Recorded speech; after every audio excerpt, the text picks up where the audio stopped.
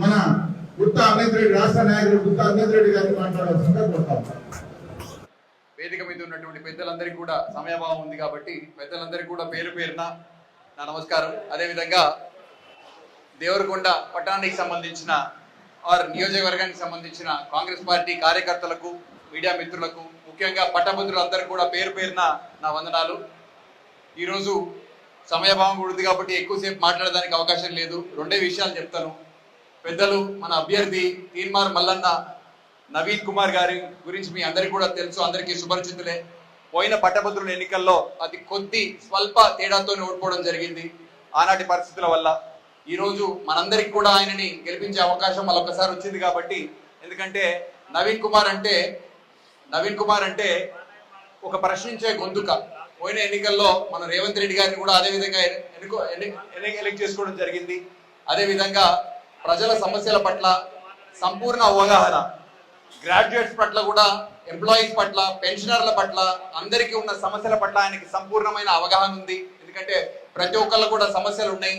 ఆ సమస్యలను ప్రభుత్వ దృష్టికి తీసుకుపోవాలంటే ఒక ప్రశ్నించే గొంతుకు కావాలి కాబట్టి, సమన్వయం చేసుకునే ఆ లక్షణం కూడా ఆయనకు ఉంది కాబట్టి, దయచేసి మీరందరూ కూడా మరొక్కసారి మీ అందరినీ కూడా కోరేది ఏంటంటే, మొదటి ప్రాధాన్యత ఓటు మన 2వ నంబర్ మీద నవీన్ కుమార్ గారి ఎలక్షన్ సందర్భంగా వేసి మిమ్మల్ని అందరినీ కూడా గెలిపించవలసిందిగా కోరుకుంటూ, అదేవిధంగా ఇప్పుడు మన ప్రత్యర్థి ఎవరు, ముఖ్యంగా ఈ ఎన్నికల్లో ప్రత్యర్థి ఎవరిదంటే అది బీజేపీ లాగా కనబడుతోంది. ఎందుకంటే గ్రాడ్యుయేట్స్ అందరూ కూడా బీజేపీకి సంబంధించిన కొంచెం భావజాలం కూడా విస్తృతంగా ఉన్నట్టుగా కనబడుతుంది. కాబట్టి అందరూ కూడా ఆలోచన చేయండి. మనందరికి కూడా అందుబాటులో ఉండే నాయకుడు కావాలా.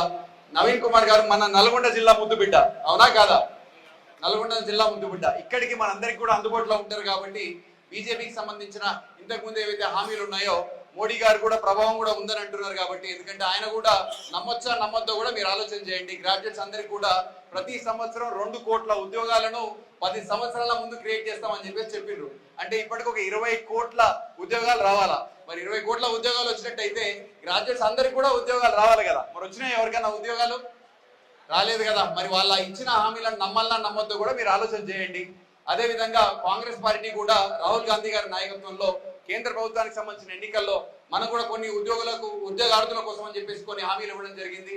ముఖ్యంగా పహలీ నౌకరీ పక్కా అని చెప్పి ప్రతి ఎవరైతే ఉద్యోగార్థున్నాడో, అన్ఎంప్లాయిడ్ ఉన్నారో వాళ్ళందరూ కూడా మొదటి సంవత్సరం అప్రెంటిస్షిప్ కోసం అని చెప్పేసి కేంద్ర ప్రభుత్వ రంగ సంస్థల్లో అయితేనేమి, ప్రైవేట్ రంగ సంస్థల్లో అయితేనేమి అప్రెంటిస్షిప్ కోసం అని చెప్పేసి 1 సంవత్సరం పాటు ₹1,00,000 మన ప్రభుత్వం వచ్చినట్టయితే ఇస్తారనే హామీ ఇచ్చింది. కాబట్టి మరొకసారి మనం ఇచ్చినటువంటి హామీలు ఏ ఉన్నా సరే 2 లక్షల ఉద్యోగ కల్పన అయితేనేమి, అనేక నిరుద్యోగులకు ఉన్న సమస్యల గురించి మనం పోరాటం చేయాలంటే తీన్మార్ మల్లన్న గారి ద్వారానే సాధ్యం అవుతుంది. కాబట్టి ప్రతి ఒక్కరు కూడా, ఎందుకంటే ఎక్కువ సమయం లేదు, తక్కువ సమయం ఉంది.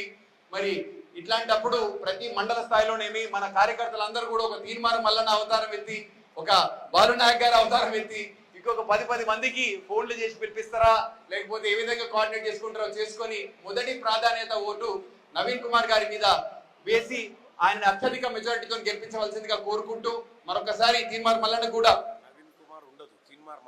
తీన్మార్ మల్లన్నే ఉంటుందట. సో ఇబ్బంది ఏం లేదు, అందరు కూడా అది ఎట్లాగో అందరు గ్రాడ్యుయేట్స్ కాబట్టి.